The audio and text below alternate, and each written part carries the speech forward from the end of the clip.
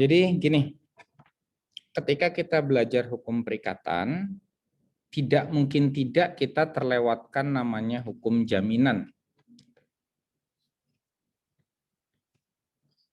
Pertanyaannya kemudian sebenarnya apa sih jaminan gitu ya? Jaminan itu apa? Jadi gini, ketika kita dalam perikatan itu kan pasti berkaitan dengan hak dan kewajiban ya.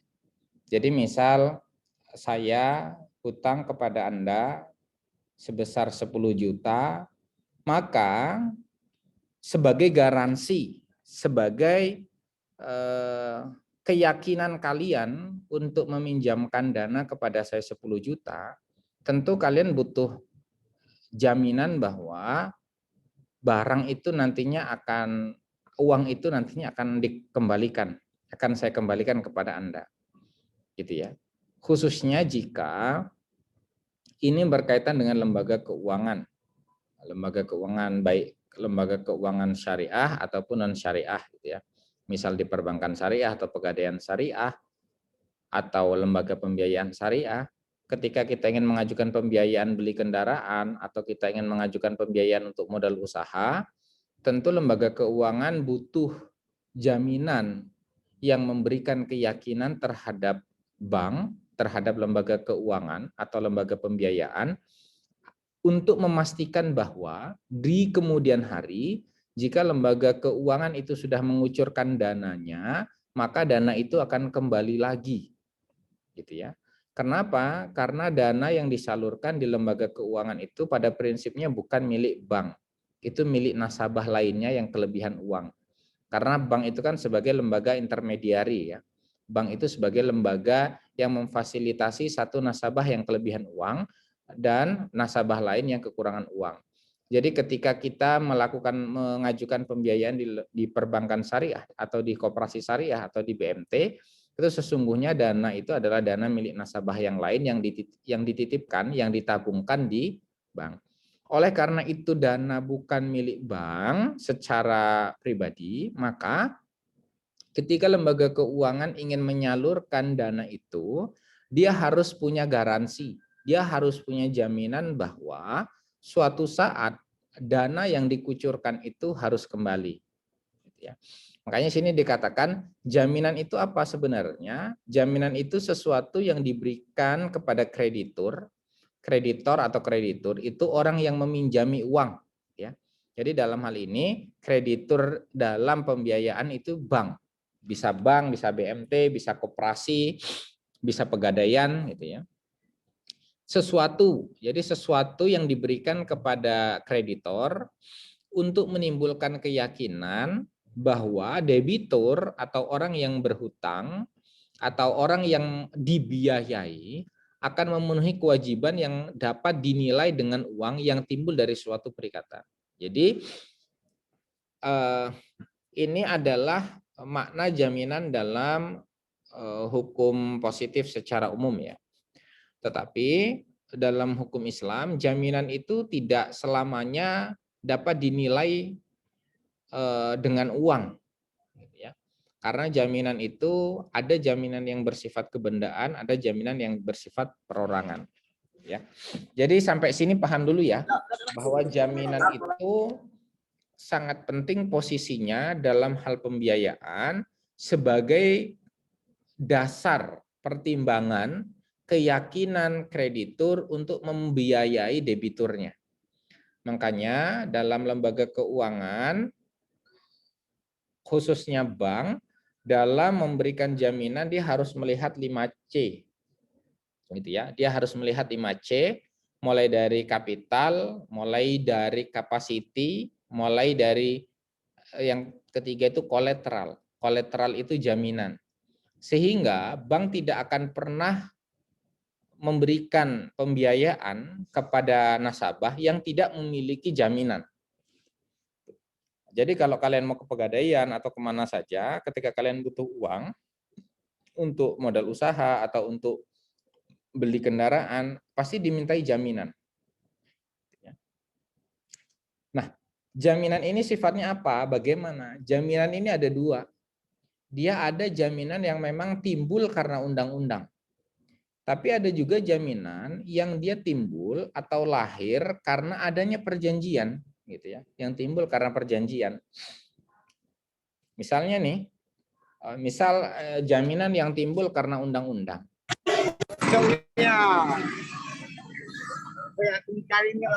Depan aku, ini anak itu sudah percaya gitu, wow, dapat di belakang dia. Sebentar ya, saya keluarkan dulu Ahmad Fahri Alvini.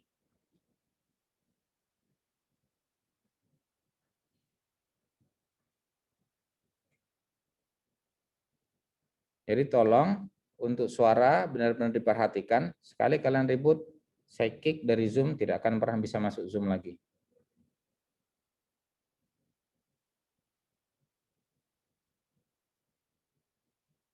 Oke. Jadi gini, jaminan itu dia bisa timbul karena undang-undang, dia juga bisa timbul karena perjanjian.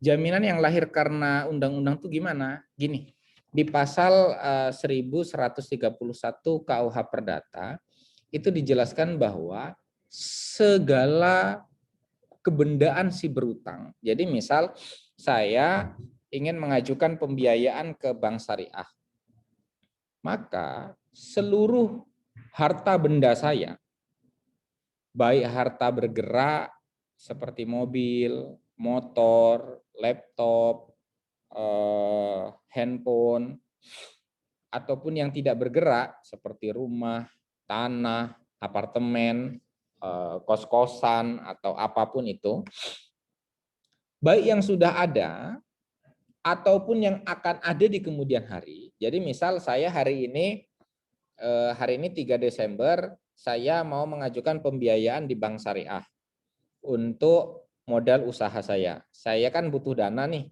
saya ngajuin pembiayaan ke Bank Syariah. Maka otomatis, walaupun dalam perjanjian itu tidak disebutkan adanya klausul jaminan, tapi otomatis seluruh harta saya, harta baik harta bergerak seperti yang saya sebutkan tadi, atau harta tidak bergerak seperti tanah, bangunan, dan lain sebagainya, baik yang sudah ada, misal hari ini saya punya rumah, ya, saya hanya punya rumah, saya tidak punya kebun, saya tidak punya apartemen gitu ya, dan sekarang saya hanya punya mobil satu,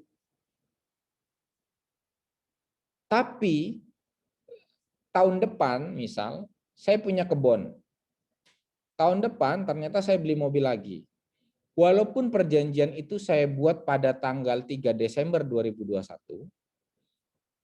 tetapi seluruh harta saya yang saya peroleh setelah tanggal 31, bisa saja saya perolehnya pada tahun 2022, itu tetap menjadi jaminan terhadap segala bentuk hutang yang saya punya. Itu ya, gitu. Jadi misal suatu saat saya mengajukan pembiayaan di bank syariah, ternyata di tengah-tengah jalan kok saya tidak bisa melakukan pembayaran terhadap kewajiban saya, maka seluruh harta saya, baik mobil tadi, rumah, ataupun kebun yang saya peroleh setelah perjanjian itu dibuat, itu seluruhnya bisa dijadikan jaminan, bisa menjadi tanggungan terhadap hutang-hutang saya. Sehingga ketika saya tidak bisa bayar, maka barang-barang itu tadi bisa diajukan sita jaminan di pengadilan agama. Itu ya. Jadi itu. Jadi pertama itu jaminan itu timbul karena undang-undang. Jadi walaupun saya tidak menjaminkan, jadi misal saya sama si siapa ini yang pakai headset ini, nggak ada namanya di Zoom. Siapa yang pakai headset nih? Ini namanya Rido ya, Rido Saputra. Jadi misal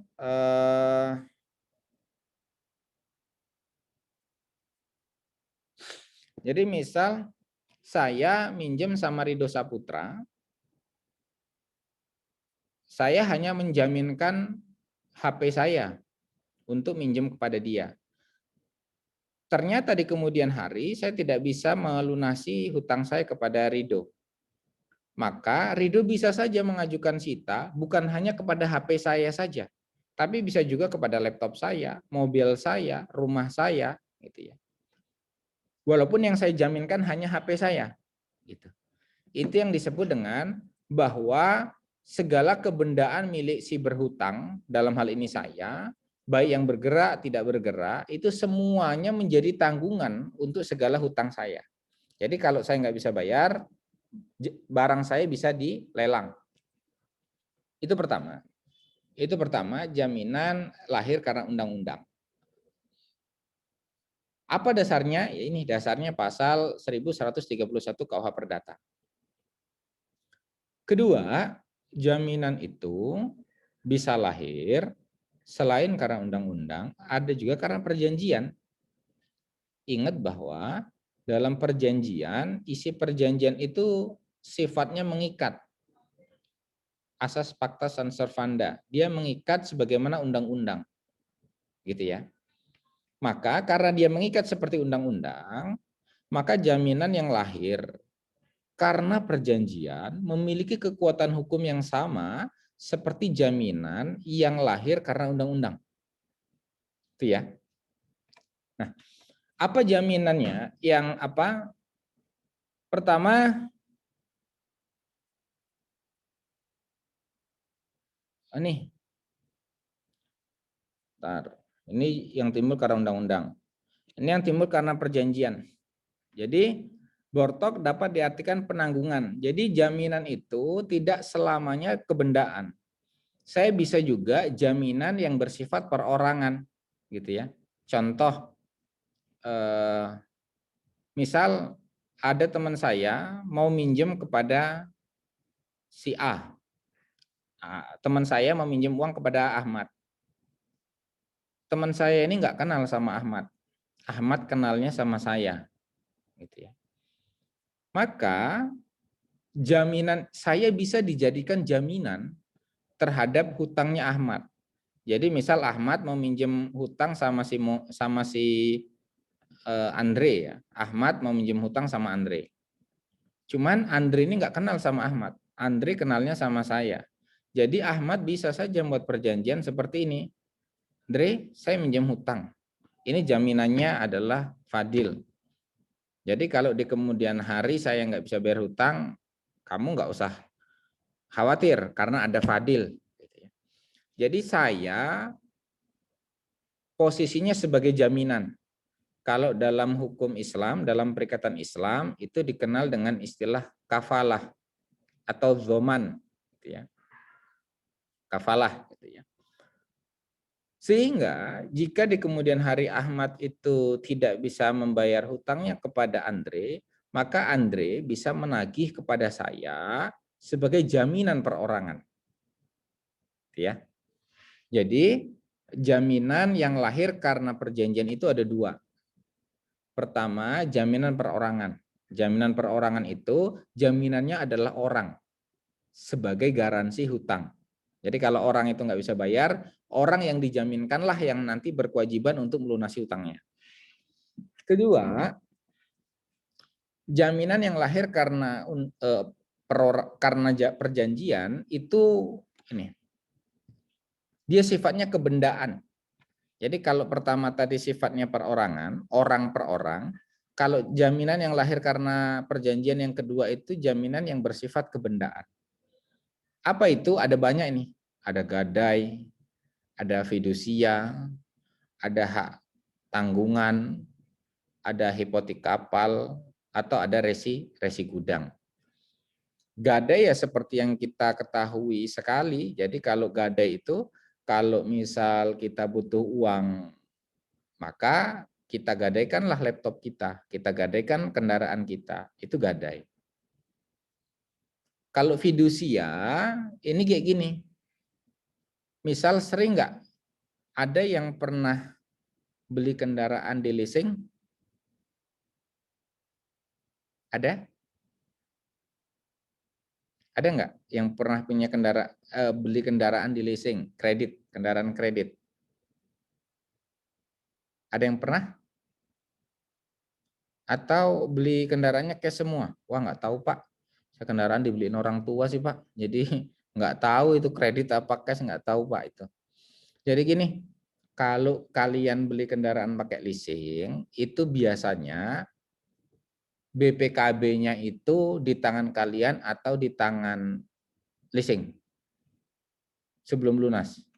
Di tangan leasing, Pak. Di leasing, Pak, biasanya. Di leasing ya. Tapi gini, kendaraan itu benda bergerak atau tidak bergerak? Bergerak, Pak. Bergerak. Kalau benda bergerak, bukti kepemilikannya itu dengan penguasaan benda atau dengan penguasaan surat? Surat. Surat. Barang ya. Surat. Barang. Ya, surat. Barang. Kalau benda bergerak itu pada pemilikan barang. Gitu ya. Jadi misal saya punya HP. HP ini yang megang saya. Walaupun resi pembeliannya itu dipegang teman saya. Kendaraan seperti itu. Jadi sebenarnya pemilik kendaraan itu yang menguasai barang. Tapi dalam fidusia yang menguasai kendaraan siapa? Konsumen ya. Ya enggak? Tapi yang megang BPKB siapa? Yang megang BPKB siapa? Leasing kan? Iya, leasing kalau belum lunas, Pak. Leasing kalau belum lunas. Jadi fidusia itu adalah satu jaminan kebendaan yang berkaitan dengan benda bergerak, di mana bendanya itu masih dipegang oleh pemilik benda, tapi bukti kepemilikannya dipegang oleh leasingnya, gitu ya. Kemudian kalau hak tanggungan, kalau gadai dan fidusia tadi untuk benda bergerak. Tapi kalau hak tanggungan itu untuk benda tidak bergerak, seperti tanah, rumah, gitu ya. Itu masuknya ke hak tanggungan. Tapi kalau handphone, motor, itu kalau nggak gadai, ya fidusia. Gitu ya. Atau hipotek kapal. Kalau hipotek kapal ini untuk kapal laut. Misalnya kemarin, ada kan kemarin kasus kapal besar yang nyangkut di terusan Suez kemarin, ada ya? Pernah dengar kabarnya nggak? Ada kapal pengangkut kontainer yang nyangkut sempat di perairan di terusan Suez. Ada ya? Pokoknya kapal-kapal laut itu. Jadi kapal-kapal laut itu bisa dijadikan jaminan. Cuman dia nggak gadai. Jadi kalian nggak bisa ke pegadaian mau menjaminkan kapal laut, nggak bisa. Karena kalau kapal laut dia bukan gadai, dia hipotek. Atau kalian mau menjaminkan tanah, itu ya, menjaminkan tanah itu bukan gadai tapi hak tanggungan. Atau resi gudang. Resi gudang itu intinya adalah surat-surat bukti kepemilikan gudang. Jadi kalau kalian nanti punya gudang penyimpanan di satu wilayah tertentu, kalian butuh uang, maka resi gudang itu, surat bukti kepemilikan gudang itu bisa dijadikan jaminan kebendaan. Bisa. Oke. Nah, sekarang keistimewaan pemegang jaminan. Apa sih sebenarnya istimewanya pemegang jaminan? Gini. Gini.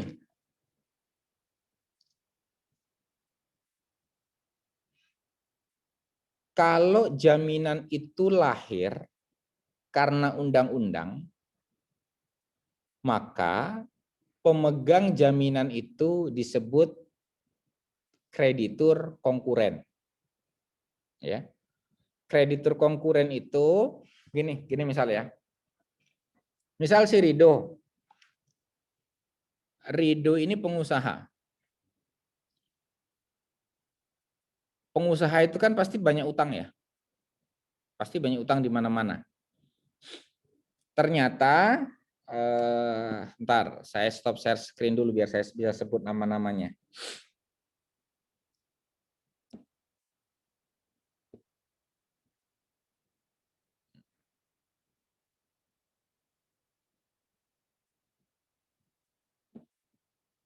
Nah, gini.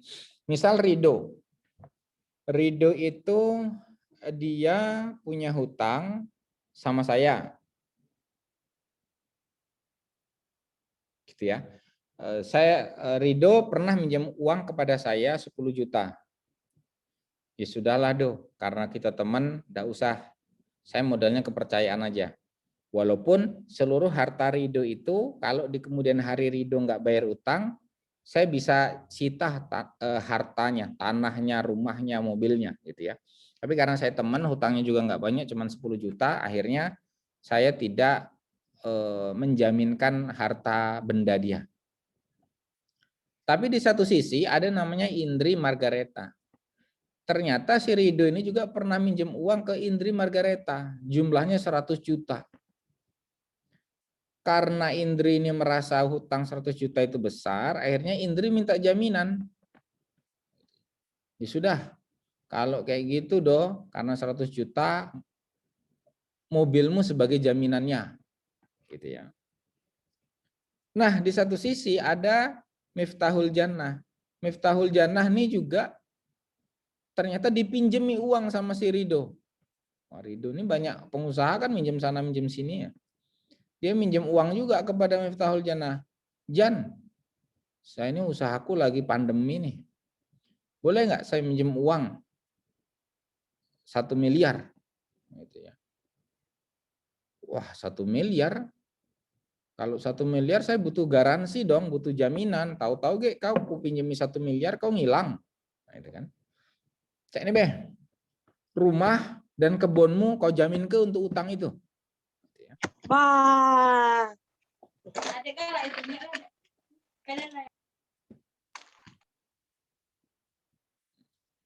Nah, oke. Jadi si Rido itu punya 3 kreditur. Dia debitur, dia orang yang minjem. Dia minjem kepada 3 orang. Sama saya 10 juta. Saya tidak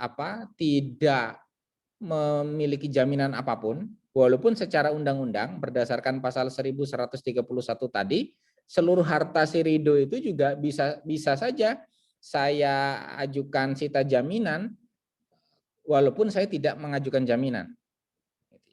Tapi kalau si Indri Margareta dia sudah jelas. Pokoknya mobil kamu nih kalau kamu tidak pacak bayar untuk aku, gitu ya, dijaminkan. Nah, Miftahul Jannah juga pokoknya kalau sampai 1 miliarnya tidak balik, rumah, kebun, tanahmu sebagai jaminan. Nah, ternyata di kemudian hari Cetonian Rido ini bangkrut, dia tidak pacak bayar utang. Kan itu. Inilah pentingnya jaminan. Walaupun dalam undang-undang kalian tidak perlu menjaminkan sesuatu kepada, tidak perlu mendapatkan jaminan, tapi kalian harus mengikatkan barang jaminan. Kenapa? Karena nanti kalian punya hak didahulukan. Saya itu sebagai kreditur konkuren. Gitu ya. Nih, saya share screen lagi. Nah, ini keistimewaan pemegang jaminan. Jadi saya ini posisinya sebagai kreditur. Kreditur itu orang yang minjemin uang. Jadi saya ini sebagai kreditur konkuren. Gitu ya. Saya bukan kreditur preferen, saya bukan juga kreditur separatis. Sedangkan Miftahul Jannah sama Indri tadi, dia masuk dalam kreditur separatis. Gitu ya. Karena Pak, dia pemegang hak, misal mobil tadi gadai berarti ya. Berarti siapa mobil tadi? Indri ya. Indri dia punya jaminan hak gadai.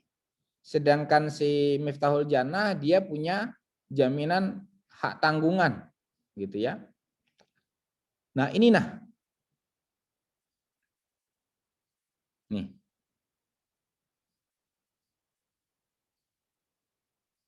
Nih. Dia ini kedudukannya lebih tinggi daripada kreditur preferen. ya. Dia lebih tinggi kedudukannya daripada kreditur preferen ataupun konkuren. Sehingga jika di kemudian hari dia bangkrut, maka otomatis tanah, rumah, kebun itu saya tidak bisa klaim sebagai kreditur konkuren. Saya tidak bisa klaim lagi. Tapi rumah, tanah, kebun itu hanya bisa diklaim oleh Miftahul Jannah. Begitupun saya tidak bisa mengklaim mobil. Karena mobil itu sudah dijaminkan gadai gitu ya oleh Indri tadi. Jaminannya. Gitu ya. Saya hanya bisa memperoleh sisa dari keuangan Ridho. Jadi kalau harta bendanya tadi sudah disita pengadilan, gitu ya, sudah disita pengadilan, ada sisa uang, entah sisanya laptop, entah sisanya apa ya, pokoknya sisa-sisa saja. Nanti baru untuk saya, gitu. Itulah enggak enaknya kreditur konkuren. Dia tidak punya hak untuk didahulukan. Ini, nih, sehingga tidak didahulukan dari jenis kreditur lainnya. Kebaca nih ya. Kebaca ya.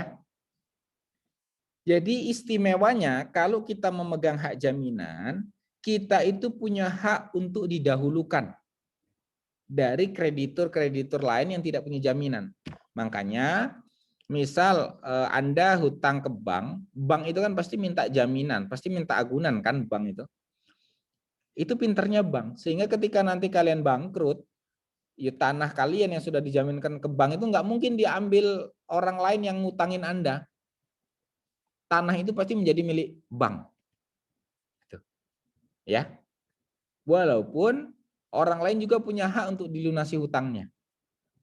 Pertanyaannya, kalau seluruh harta benda debitur sudah habis, kira-kira kreditur konkuren itu punya hak nggak untuk minta bagian dari pemilik apa jaminan separatis seperti tanah tadi? Ada atau enggak? Enggak ya. Jadi barang itu sudah menjadi hak kreditur separatis. Atau ada juga namanya kreditur preferen. Kreditur preferen ini dia ini ya misal seperti utang pajak lah contohnya. Tagihan pajak. Jadi ketika seseorang itu nanti dianggap bangkrut, dia kan pasti punya tanggungan-tanggungan pajak. Gitu ya. Kalau dia preferen, dia harus didahulukan lagi dari kreditur separatis. Gitu ya.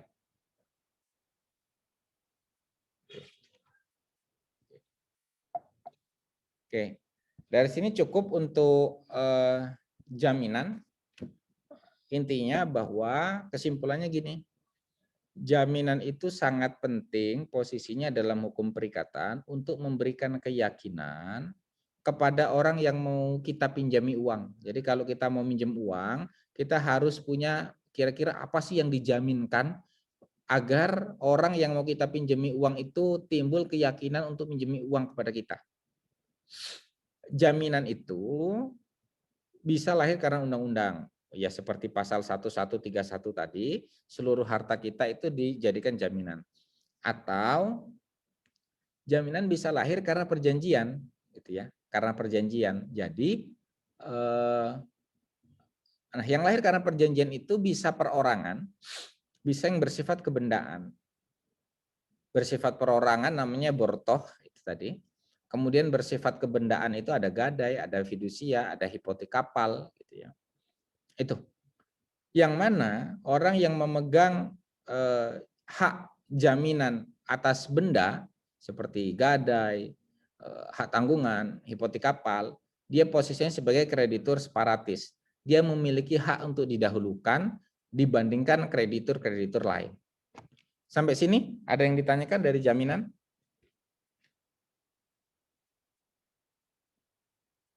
Nggak ada?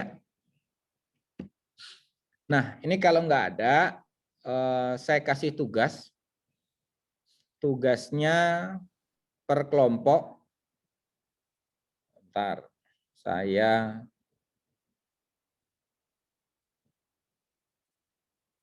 kalian ingat nggak absen sekelas siapa saja? Nggak ingat ya?